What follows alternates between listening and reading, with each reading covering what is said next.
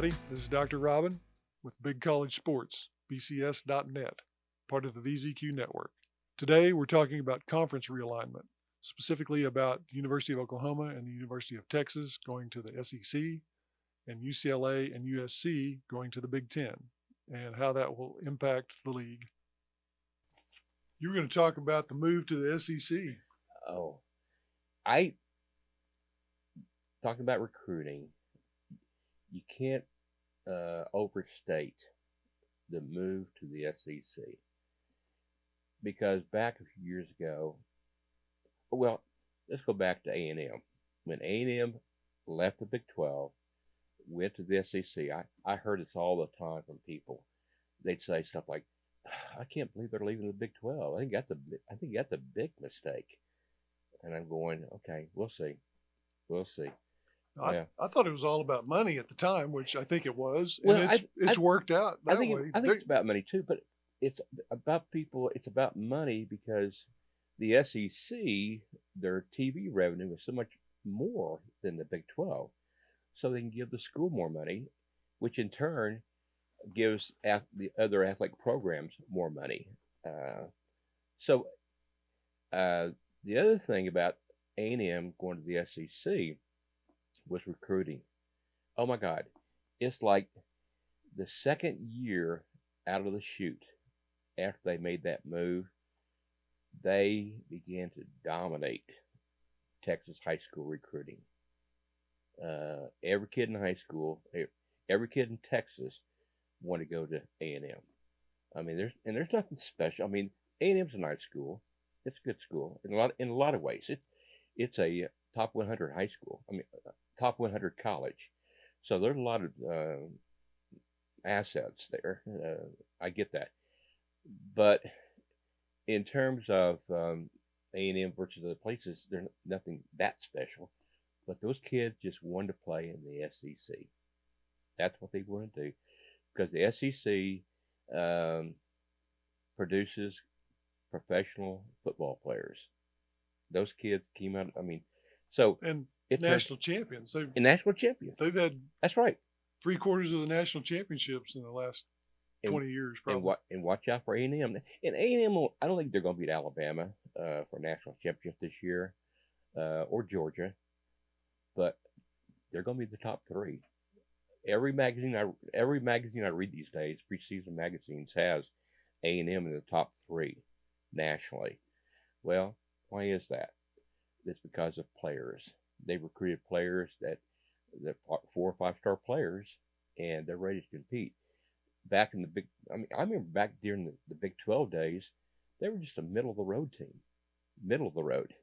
So no, the move was incredible. Same goes for OU. And I think finally, well, 2 things about the move to the SEC. I think OU and Texas both realized that the Big 12 was never going to pay their bills. I mean, that if you stay in the Big 12, you're going to be left behind when it comes to finances. Well, the deal was OU and Texas were the ones with the lake house, and all of their family members wanted to come to the lake house every weekend and enjoy it, but they never got their own lake houses. That's right. So that's basically what happened. In the SEC, they got a bunch of lake houses down there. That's right.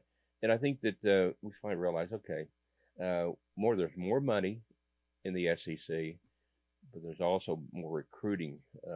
And all of a sudden, I think it's happening that OU is attracting players in a serious way that they wouldn't have attracted to the campus 5 years ago. They wouldn't give us a look 5 years ago. Well, now they are. So I think the move for us to the SEC is a big time move for us. I think it's going to help us immensely down the road. And I think it's amazing to me, talking about expansion a little bit. I think it's amazing how Joe Castiglione and Joe Harris were so smart to have seen this 2 years ago. 2 years ago. And I'm sure that the coaches are saying, we need to move to the SEC for football. But those guys also realize, okay, college football is not going to stay. It's not going to stay put. It's not going to stay pat. So if we're going to compete, we need to get into the super conference, and it's panning out now. We've got SEC is always going to be a super conference. Now the Big Ten with USC and UCLA will be another super conference. So now it's going to be a matter of these other three conferences. ACC is kind of locked in over there, and I don't think they're ever going to be a super conference per se, but they're number 3, which leaves the other two conferences to say, what are we going to do? I think the Pac-12 had it together fairly well, but once USC and UCLA left them, they're in the same boat as the Big 12. They are, yeah. I think, and there's the Big 12, and I really never. Okay, when Nebraska and A&M and Colorado and Missouri, when they left the Big 12, and we didn't do anything. The Big 12 said, okay, well, all right, okay, that's okay, whatever. And we recruited West Virginia and TCU to take their place. A couple of dominant powerhouses there. No kidding. What purpose did that serve the Big 12? None. And I remember thinking then, this is not a good move. What's the point of this? And sure enough, I think OU and Texas both realized that over time. Said, this is not going to work. And so they moved on. Now the Big 12 gets these, Cincinnati, nice program, USC, nice program, but they're not OU Texas. They're never going to replace OU Texas. So we'll move those 4 teams in. Now the Big 12's in sort of a bind because they're sort of landlocked. What is your opinion on that? Well, I think that I think USC and UCLA going to the Big 10 makes sense in several ways. Again, mainly money. Exactly. I think I read somewhere that the next TV contract for the Big 10 with USC and UCLA in there will be $1 billion contract, which will mean almost $100 million per team to be in the Big 10. And because you've got the LA market, it's all about TV market. So you got LA market, and then you got the Midwest market, which is already unbelievable in terms of TVs and revenue. And now you got USC and UCLA. The question now will be, and I've read where everybody's saying, well, the Big 12 is going to annex Arizona State and Colorado and Utah. Who cares? How does that change the needle? How does that move the needle? Those Arizona State both. I guess Phoenix, but I don't know how many people in Phoenix watch college football. It's kind of a pro town. And then, so anyway, I'm not sure that's going to help you a lot. But I think the key will be Oregon and Washington. What do they do? What do they do? And where do they go?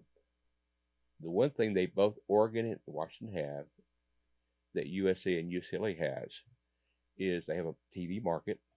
They got Portland and Seattle. But more importantly, they also have academics. The thing the Big Ten, and one thing the Big Ten is never going to get away from. They also got weed. Don't forget that. That's right. They got weed. They got weed. But the one thing the Big Ten has always prided themselves in is that they're an academic conference. Every school in the Big Ten except Nebraska is an AAU school, American Association of Universities. Those are the top 68 colleges in the country. And every team in the Big Ten is a member of that association, except Nebraska. Well, so is USC, so is UCLA, so is Washington, so is Oregon, and so is Stanford. So I think eventually, it may not happen now. I think what's going to happen, the Big Ten's going to they're probably just going to let it ride for a time being. But eventually, Stanford, Oregon, and Washington will be in the Big Ten. They're all waiting on Notre Dame. They're all waiting on Notre Dame because Notre Dame is the next domino to fall, the next pin to fall. Who's after Notre Dame, you think? Everybody? Everybody. Everybody wants Notre Dame because Notre Dame, one, it's based in the Chicago area, big TV market, but Notre Dame has fans nationwide, hundreds of thousands worldwide, of fans. yeah. Worldwide. It's kind of like playing BYU. They have fans everywhere, but Notre Dame has fans nationally in every city, and so that their TV market is up here compared to everybody else. So no, I think the Big Ten will wait, and maybe 2 years before they make that decision. Now, the ACC wants Notre Dame as well. Now, in Notre Dame, actually has a contract with the ACC. They play all their non-football conference games in the ACC, and they have a sort of contract with the ACC. They play a lot of football games in the ACC too as well. But I just don't see the ACC having the pull to make that happen. I think Notre Dame will end up in the Big Ten before it's over with, and then those other three schools on the West Coast will come in, and then you're going to have a conference of say 16, 18, 20 schools. That's a super conference. Who else do you think the SEC is going to go after? Like, of course, Clemson, Florida State, yeah, maybe. Exactly. And Miami. Those three teams. Miami. What about North Carolina with all their basketball history? You think they go after them too? I think North Carolina is another AAU team. I mean, they're another academic school. Miami's okay. Let me back up. North Carolina and Duke are more in line with the Big Ten because they're academics. I think the SEC would like to steal Florida State, and Clemson, and Miami because academics are important to the SEC, but not as important. Right. Let's get this. They don't give a crap about academics. They want to win football games. Believe it or not, there are more teams in the SEC ranked in the top 100 colleges academically than people think, than people realize. It's a lot better. But ultimately, you're right. It comes down to football, winning football games. So I think in the end, Florida State, Clemson, and Miami will end up in the SEC. But here's the problem. I will say that I know Ole Miss, Alabama, Texas A&M, they actually are pretty highly motivated academically. Well, also, they've got really good like engineering schools and so forth. Yeah. Well, and the business school at A&M is really good. I'll add to that list. You got Florida is a top 100 school. Georgia is a top 75 school. Of course, Vanderbilt is top of the line. But they suck at football. Yes, they do. But the SEC is okay with that because they make them look good academically. So again, there are more schools in the SEC that are good academically than people realize. More so than the Big 12. In the Big 12, I'm trying to think of Baylor is in the top 100. Kansas is known as an academic school, but that's about it. So anyway, back to Miami, Florida State, and Clemson. The problem is this: the ACC has a TV contract with its member schools that runs through 2036. That's a long time. Yes, it is. TV contract. So those schools would have to buy their way out of that contract. Now we'd have to buy our way out if OU wants to leave early, we got to buy our way out. But we only have 2 years left on the contract, whereas those schools have 15 years. left on the contract. Now, how in the world they convinced those schools to sign that contract, I don't know. But that's the rub. If it were for that contract, those three schools would be gone tomorrow. They'd be in the SEC tomorrow. And they may do that anyway. I think it's possible they'll figure out a way, because the SEC, in order to compete against the Big Ten Super Conference image, will have to do something. So, who's the ACC have a contract with? Is it with Fox or ESPN? It's probably with Fox, I guess. I think it's ESPN, actually. Well, ESPN's already got a contract with the SEC. It seems like if they went to the SEC, something would be worked out. Yeah, I think, and that's the key right there. If you have a contract with the ESPN, they run football, college football. Fox has a say, but not as much as ESPN does. And the ESPN might find a way. Okay, we'll help you out with that. And we need these schools to be part of the Super. Now, the Big Ten, I believe they have. Of course, they have ESPN too. They have Fox. Yeah, Big Ten has Fox. You know what? I think the deal is it's the other teams in the ACC, the little brothers that don't have a lake house, that won't want that contract to be broken, because as soon as that contract's broken, they're gone. And the big teams leave, they're left holding the bag. And they were pretty smart to make that happen. Give them credit. Give Duke credit. Give Duke credit. I think the question is, I think eventually that's going to happen. I guess my question right now is, what happens to the Big 12? The Big 12, they're in a bind. If they can't convince, and I don't know why Colorado would come back. I really don't. I don't know why they would come back. I don't know why Utah would come here. In Arizona, who cares about those two? It doesn't matter. I think the only hope for them is if they merge with the Pac-12. That's right. That would be the only hope for all of them. That's right. And I think that's possible. And there was some talk of that here last year at this time about the Big 12 and Pac-12 merging or doing something together. And I think that might happen. That might happen. Because I don't think the Pac-12 right now is interested in those Pac-12 teams right now are saying, yeah, we're just going to hang tight for a while. So if that happens, if we don't hear something in the next 3 months about those Pac-12 teams that we're talking about in the Mountain States joining the Pac-12, the Big 12, we don't hear something in the next 3 months, then I think the Pac-12 is saved. I think the Big 12 will be what it is. And I think 2 years from now, at the next signing period or next contract time, those two teams, those conferences probably merge in one way or another. Yeah, you're right. Seems like that's the only move they've got to compete with the Big Ten and the Southeast Conference. And I don't know.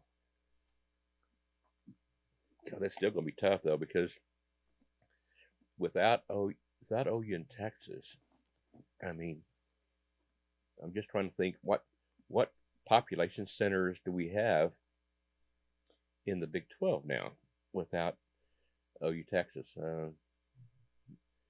TCU is Fort Worth. Kansas City, that's right. That's about 3 million people in Kansas City. People don't realize it's that big. I think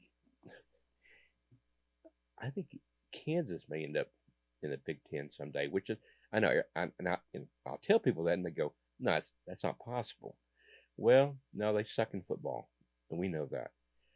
But they can't suck forever. They got to get better eventually. I don't think that's true. You don't think it's true? Because they are dominant in basketball. Well, that's right. They can suck in football as long as they're dominant in basketball. They can hold their own. And they're like North Carolina and Kentucky and Duke. Yeah, or Vanderbilt or Northwestern. Northwestern is a really good example of a Kansas in the Big Ten. They have a good year once in a while, but I think Kansas would compete better. I think Kansas needs a change of scenery. That's what they need. They need to be somewhere else. I think Kansas has not done anything for their athletic department. I mean, their stadium is still one of the worst in the country. But if they were to change, if they were to start winning a few football games, then all of a sudden the fans would come back and they start, okay, yeah, we need a new stadium, a new facility. So, Remember last year in that game when there was nobody there at the Yeah. start of the game, and then Yeah. halfway through the game when it Right. looked like they were going to win, the It's stadium filled up. yeah, and I think again it goes, but that goes to show you they show up at halftime. They just opened the doors. It's Yeah. like, come on. If they'd were to start winning a few games, then they'd show up prior to the game. All of a sudden, things happen. I remember back in Kansas was pretty good at football. Mangino was up there. They went to the Orange Bowl one year. I mean, things can happen fairly quickly. They were good for a little bit in the 70s when they had Nolan Cromwell. That's right. They ran a really good wishbone That's for right. a while. That's right. So yeah, I think I think it's going to be really interesting. It's going to be fun to watch. It's going to be fun to watch. Now, it happens to the Big 12. I will say this: they need to watch the backside, because if they don't do something, a Baylor could be a hot commodity, or Kansas could be a hot commodity in basketball. So I think that it could happen. It could happen. They need to be careful, with their backside. I'm really excited about this season. I haven't been this excited in years You're to not start alone. a season. I think Lincoln Riley, he was an amazing offensive coordinator. Yeah. But he didn't have personality. He was kind of like, like kissing your mom or something. Yeah. I think this may be the most excited I've seen OU fans in a long time. A long time. I think they realize, and I think the way Lincoln left, the way that whole thing went down, really put a bad taste in our mouth, and we were anxious of something. And angry. And I think that anger's Yeah. been channeled in a positive direction. Well, that's right, and we're going to be angry for a while. It's going to be hard to get over that. But I think you're right. That anger has been channeled in something positive, because we went from, I mean, it's like a night and day. Go from Lincoln Riley to Brent Venables, and Lincoln really, he never really bought into OU. No. And once he was gone, for me personally, he was gone. He was gone. He never really bought into the OU mantra. Whereas Brent Venables, day one. I think, and also the SEC, I think down the road. The question is, when's that going to happen? When's that move going to happen? What do you think is going to happen? I think it's going to happen this year. I think we're going to be a better team this year than we were last year for sure, and probably the year before that. Yeah. See, what I see happen, this is like one of those teen romance movies from the 80s where the guy protagonist is dating this rich girl that's real snooty and but is very popular, and the plain looking girl in the back of the class really likes him. But at the end of the movie, the rich snooty girl dumps him, and he ends up with the plain looking girl who turns out to be a freaking gem and makes his life wonderful. And I think that's what we got going on with Brent Venables. Yeah, I do too. He's a gem. And the question I have is, when do you think that's going to happen? When's the move to the SEC going to happen? When's that move going to happen? It's going to happen at the end of our contract. 2 more years. I think. Yeah. And I think you're probably right. And at first, I was ready to make the move, but longer I go into it, I don't care. It doesn't matter if it's 2 years from now. My only concern about the delay is that we're selling these kids, when we recruit these kids, they're going to play in the SEC, and the longer that goes, they're going, well, I thought I was going to play in the SEC, you know. So from that perspective, I'd like Well, to just see it redshirt one more year. And then yeah, one more year. Yeah, one more year. And with the NIL, the transfer portal thing, that's tough. It's hard to hold on to kids when you told them these things. But I think you're probably right.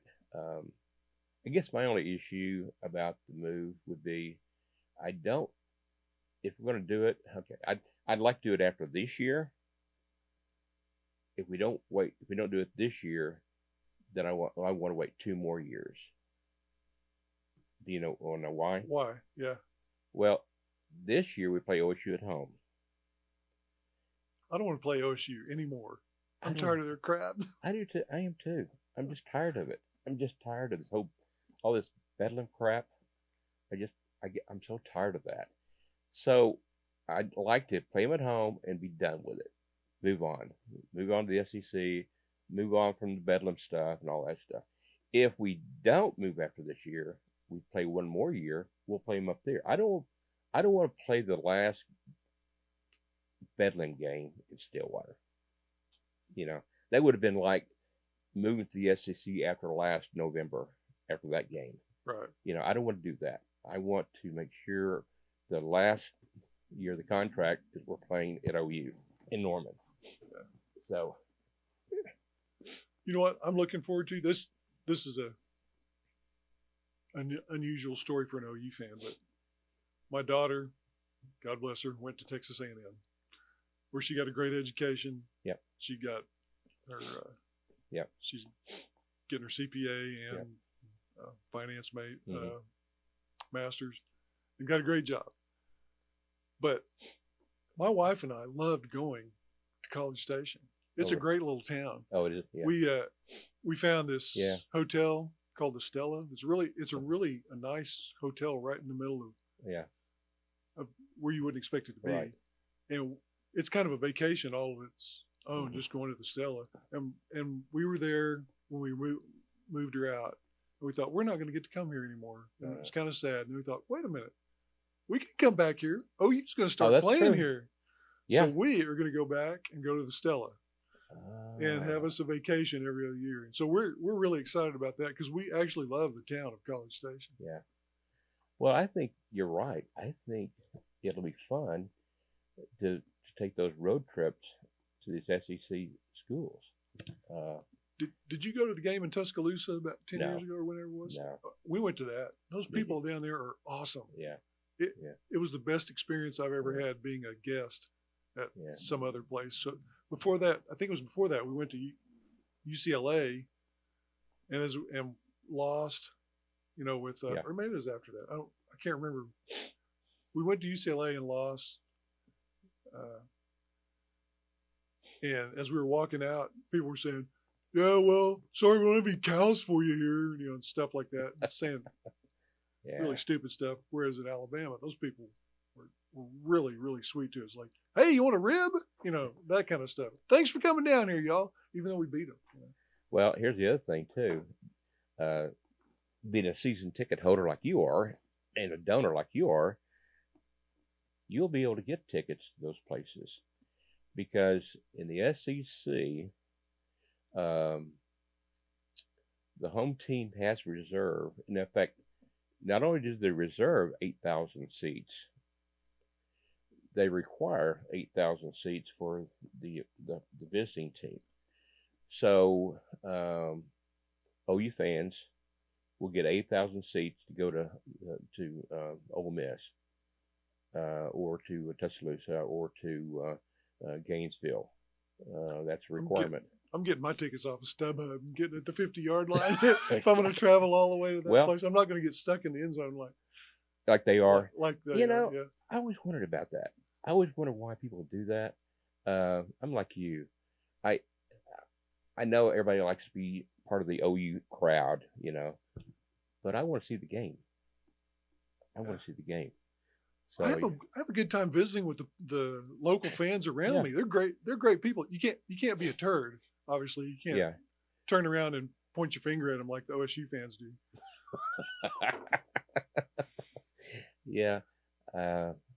I haven't been an OSU game up there in years. We went up there years ago and almost lost. Matter of fact, it was a throw in the end zone at the end of the game.